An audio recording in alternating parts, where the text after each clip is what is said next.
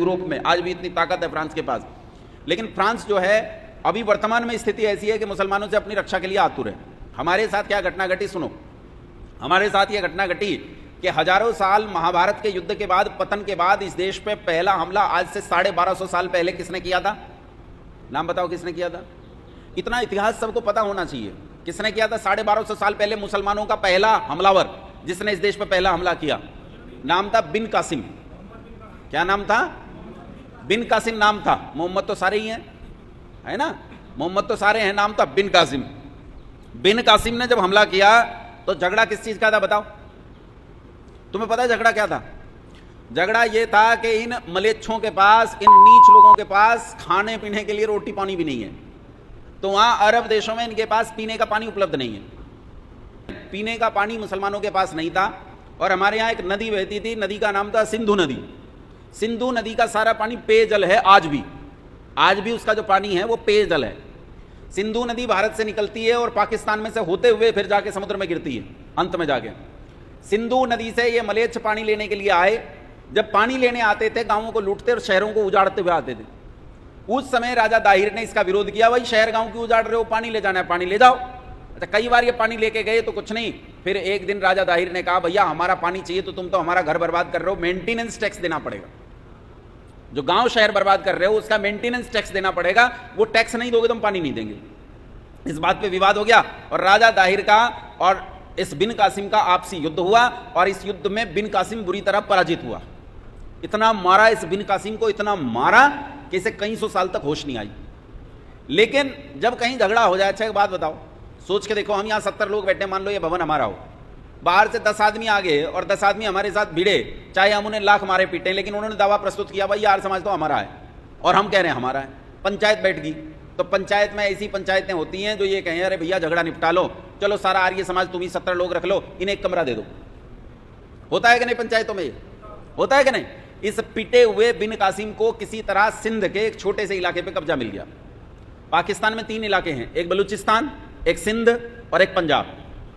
तो जो सिंध था उस सिंध के छोटे से इलाके पे इस नीच को कब्जा मिल गया और 250 साल इसे होश नहीं आई, इसे इतना मारा।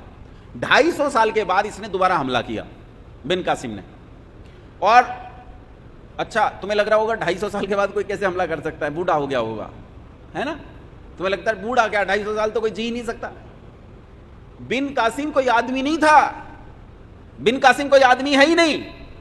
बिन कासिम एक विचारधारा है, एक विचारधारा जिसका मकसद है दारुल हरब को दारुल इस्लाम में तब्दील करना। वो हमला बिन कासिम ने नहीं किया था, इसलिए मैंने पूरा नाम नहीं लिया था। वो हमला बिन कासिम ने नहीं किया था, वो हमला किया था मोहम्मद ने। किसने किया था वो हमला? मोहम्मद ने। और दोबारा जब हमला किया तो उसका नाम गोरी था लेकिन वो भी मोहम्मद था, गजनवी था लेकिन वो भी मोहम्मद था, बाबर था वो भी मोहम्मद था, और यहां तक आ जाओ ये ओवैसी तक, ये सारे के सारे मोहम्मद हैं। वही 1450 साल पहला मोहम्मद वही इस देश पे बार बार हमले कर रहा है, आज भी वही हमले कर रहा है। इनमें से हर एक मोहम्मद है। और अगर तुम ध्यान से देखो तो नाम के पहले क्या लिखते हैं, ये बोलो क्या लिखते हैं? क्या परिचायक है? इस मोहम्मद शब्द का अर्थ क्या है? इस मोहम्मद शब्द का अर्थ है कि मैं मोहम्मद हूं, मैं वही मोहम्मद हूं 1450 साल पुराने वाला, और मैं आज भी वही काम कर रहा हूं, दारुल हरब को दारुल इस्लाम में तब्दील करना, यह मेरा काम है। उसके बाद इन्होंने इस देश पे कब्जे किए, हमले किए, गांव के गांव उजाड़े हैं, शहर के शहर बर्बाद किए हैं, आग लगाई है, खेत खलिहान ही जलाए, लोगों की नस्लें और फसलें जला दी, नन्हे नन्हे बालकों के टुकड़े किए हैं, टुकड़े। बालक को यूं हवा में उछालते थे, तलवार लेके यूं हवा में गिरते हुए बालक को काट देते। बालक को, ये चित्र मौजूद हैं, इनके आज भी भित्ति चित्र मौजूद हैं, पुराने कलाकारों द्वारा बनाए गए चित्र मौजूद हैं। बालक को यूं हवा में उछाला और भाले के नोक पे ले लिया, ऊपर भाले पे बालक फंसा और नीचे से निकल गया। कूड़े के ढेर 1946 में नोआ खाली में पार्टीशन में जब लड़ाई हुई तो उस पार्टीशन की लड़ाई में इतने बड़े बड़े, जितना ये कमरा है, इतने बड़े बड़े कूड़े के ढेर के चित्र मिलेंगे तुम्हें, विकिपीडिया पे पढ़े हैं, चित्र मिलेंगे। तुम सोचोगे कूड़े के ढेर हैं, पर उन्हें ध्यान से देखोगे तो वो स्त्रियों के स्तन के ढेर हैं, स्त्रियों के, औरतों की छाती काट दी गई। 14 साल की बच्चियों से लेके 70-80 साल तक की स्त्रियों के स्तन काट दिए तलवारों से और उनके ढेर लगा दिए। ये वो मलेच्छ हैं जिनके भीतर दया, ममता, इन चीजों की तो बात छोड़ दो, मानवता नाम की कोई जगह नहीं है। इन्होंने पूरे देश को जला दिया। इस देश में 53 यूनिवर्सिटीज थी, उन 53 यूनिवर्सिटीज को इन्होंने बर्बाद किया। सुरभि, वैशाली, तक्षशिला, नालंदा, विक्रमशिला, उदयंतपुरी, कितनी यूनिवर्सिटी गिनवाऊं? 53 यूनिवर्सिटीज को इन लोगों ने बर्बाद कर दिया। इस देश में ये 53 यूनिवर्सिटी इतनी बड़ी बड़ी यूनिवर्सिटी थी कि पूरी दुनिया के छात्र इन यूनिवर्सिटीज में पढ़ने आते थे। सारी यूनिवर्सिटीज को बर्बाद कर दिया और उसके बाद इन्होंने इस देश पे कब्जे कर लिए, इस देश को गुलाम बना लिया। तुम लोगों ने नक्शा नहीं देखा है, तुम लोगों ने नक्शा नहीं देखा, आज भी इन लोगों ने नक्शा बना रखा है। अच्छा ये बताओ, तुम लोगों ने अखंड भारत का नक्शा देखा है? देखा? उसमें पाकिस्तान भी शामिल है, नेपाल भी शामिल है, अफगानिस्तान तक शामिल है और इधर इंडोनेशिया म्यांमार तक शामिल है। ब्रह्मदेश जिसे बोलते हैं वो म्यांमार, वहां तक का इलाका शामिल है और नीचे श्रीलंका वगैरह ये सारी चीजें शामिल है, चीन का बहुत सारा इलाका शामिल है इसमें। लेकिन एक और नक्शा है, एक और नक्शा है जो आज भी इस देश में इस्लामिक पिशाच आज भी इस देश में उस नक्शे को जाहिर करते हैं। उसमें इन इलाकों के नाम इस्तान करके लिखे हुए, जैसे पाकिस्तान है ऐसे इन्होंने मलपिस्तान और पता नहीं कितनी तरह के नाम पूरे देश के नक्शे पे लिख रखे हैं और वो नक्शा खूब प्रचलित है, प्रसारित है, तुम लोगों तक नहीं पहुंचा। केवल देखा है क्या? चलो भिजवा देंगे, तुम्हारे ग्रुप्स तो होंगे, उन ग्रुपों में भिजवा देंगे, नक्शा देख लेना। वो पूरी लड़ाई अपने निश्चय के साथ लड़ रहे हैं, तो इस लड़ाई को लड़ना हमें भी पड़ेगा। और ये याद रखना, बिना संगठन के लड़ना संभव नहीं है, इसलिए सबसे पहली और जरूरी चीज है कि हम संगठन का निर्माण करें। जो संगठित नहीं होते उन्हें मार दिया जाता है। एक घटना बताता हूं, एक बच्चे की और उसके पिता की। बच्चे का नाम था गुरु गोविंद सिंह। क्या नाम बताया मैंने? नाम सुना है कि नहीं गोविंद सिंह का? कहां के थे ये? अरे बताओ कहां के थे? हैं? कहां के थे? गुरु गोविंद सिंह थे बिहार के, पटना में पैदा हुए। पटना से विस्थापित होकर ये पंजाब चले गए और पंजाब में जाके इन्होंने अपनी लड़ाई लड़ी। इनकी सारी लड़ाई पंजाब की लड़ाई है, लेकिन असल में ये बिहार के थे मूल रूप से, और तब इनका नाम गोविंद राय था। इनके पिताजी का नाम था गुरु तेग बहादुर। उस समय मुगलों का अत्याचार हिंदुओं पे बहुत ज्यादा बढ़ रहा था और जब स्त्रियों को घरों में से निकाल निकाल के उनके साथ सामूहिक बलात्कार और बुरी स्थितियां चली थी, तो लोग रोने आते थे गुरु के पास। कश्मीर के बहुत सारे पंडित लोग, कश्मीर के बहुत सारे हिंदू गुरु के पास आए और उनके पास बैठ गए और उन्होंने कहा कि गुरुजी हमारी रक्षा कैसे होगी, हमारी रक्षा का उपाय क्या है? धर्म कर्म की बात तो बहुत हुई, लेकिन हम बचेंगे कैसे? हमारी तो नस्लें नष्ट की जा रही हैं, हमारी स्त्रियों को जबरदस्ती अपहरित करके उन्हें मुसलमान बनाया जा रहा है और उनसे मुसलमान बच्चे पैदा किए जा रहे हैं, हम कैसे बचेंगे? तो गुरु गोविंद सिंह उन्हें तरह तरह की सांत्वना दे रहे थे। वो लोग तो चले गए, उनके बाद ये छोटा सा बालक आया गुरु तेग बहादुर के पास। माफ करना, शायद मैंने गोविंद सिंह कह दिया था। तेग बहादुर के पास आया और तेग बहादुर से छोटा सा बालक गोविंद सिंह बोला कि पिताजी आखिर देश बचेगा कैसे, रक्षा कैसे होगी? तो गुरु तेग बहादुर ने कहा कि बेटा ये तब तक नहीं हो सकता जब तक कोई महापुरुष खड़ा नहीं होगा इस लड़ाई को लड़ने के लिए। कोई एक महापुरुष होगा जिसके पीछे संसार उठ के चल पड़ेगा, जब वो लड़ेगा तो दुनिया उसके साथ लड़ेगी, तभी ये अत्याचार का अंत होगा, दूसरा कोई तरीका नहीं। तो गोविंद सिंह ने अपने पिता से कहा कि पिताजी वर्तमान में आपसे बड़ा महापुरुष कौन है इस देश में? आपसे बड़ा महापुरुष कौन है इस देश में? यदि आप ही बलिदान नहीं देंगे इस देश के लिए तो कौन बलिदान देगा? तेग बहादुर को यह बात तीर जैसी लगी और उन्होंने सारी रात विचार किया। सुबह उठे और अपने कुछ लोगों को लेके मुगलों के पास पहुंच गए। यतिदास, मतिदास, कई लोग थे ऐसे उनके साथ, उन्हें लेके पहुंचे और वहां मुगलों ने उन्हें पकड़ लिया, गुरु तेग बहादुर का सिर काट दिया, कत्ल कर दिया। और भाई यतिदास मतिदास को आरे से, जो लकड़ी चीरने के आरे होते हैं ना, एक तरफ से एक आदमी पकड़ता है दूसरी तरफ से दूसरा, ऐसे सिर से लेके पांव तक बीच में से चीर दिया उन्हें।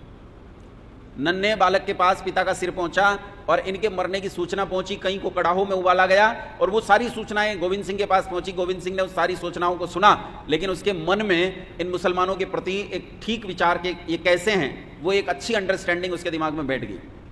लेकिन उसने सोचा कि मैं नन्हा सा बालक हूं, लड़ूंगा कैसे, इनके साथ लड़ा कैसे जा सकता है?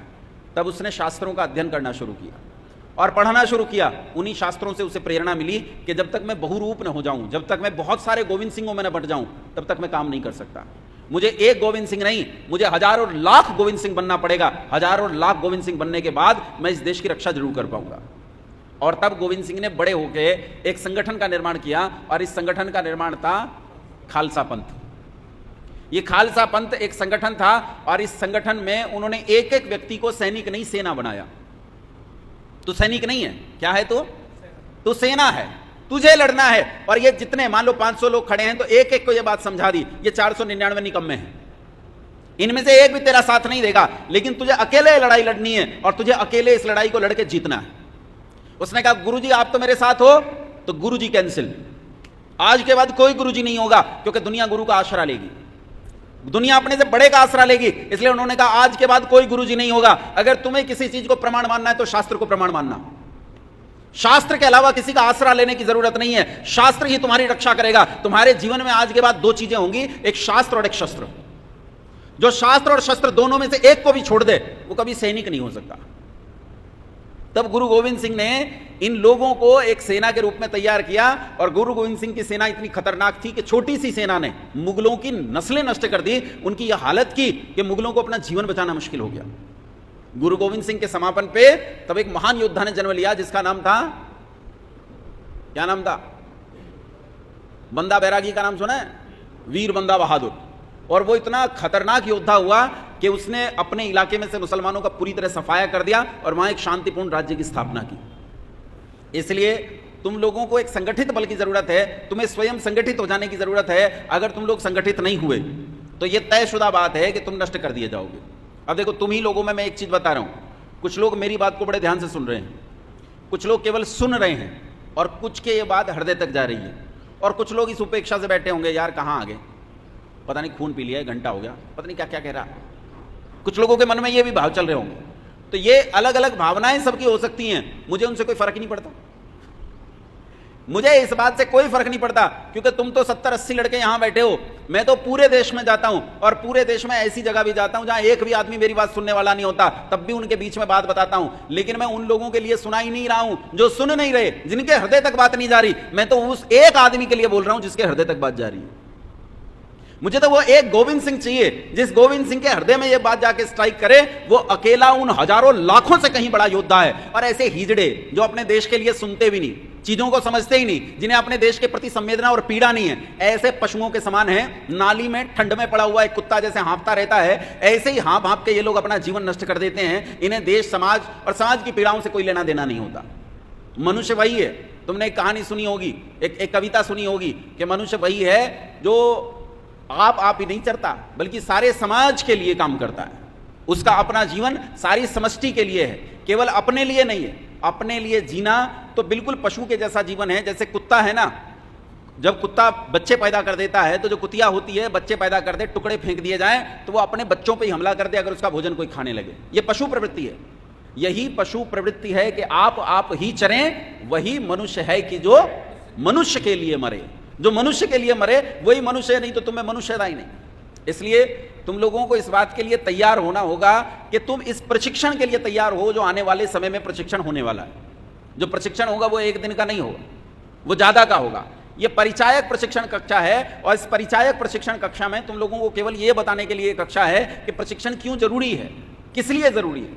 याद रखना, अकेला व्यक्ति कभी कुछ नहीं कर सकता। और जो लोग इस समाज में चल रहे नियमों की उपेक्षा करते हो, वो लोग कभी सफल नहीं हो सकते। अरे वो इस क्षेत्र में क्या सफल होंगे, वो अपने जीवन में भी सफल नहीं हो सकते। उनके अपने परिवार भी हो के बिखर जाएंगे, वो कुछ नहीं कर सकते। और जो अपने परिवार तक की रक्षा नहीं कर सकता, उसे मनुष्यों में क्या गिना जाएगा। इसलिए अपने राष्ट्र, अपने समाज के लिए उठ के खड़े हो। अगर तुम अपने समाज, अपने राष्ट्र के लिए खड़े नहीं होगे तो इससे समाज पे कोई फर्क नहीं पड़ता। लेकिन तुम्हारा अपना जीवन पशुओं जैसा जीवन होगा, और पशुओं की तरह जियोगे और पशुओं की तरह मर जाओगे, उसका कोई लाभ नहीं होगा। तैयार हो इसलिए कि तुम देश के लिए खड़े हो सको, राष्ट्र के लिए खड़े हो सको, तुम सैनिक बन सको, और तुम सच्चे शिवाजी सैनिक बन सको। नायमात्मा प्रवचनेन लभ्यो न मेधया न बहुना श्रुतेन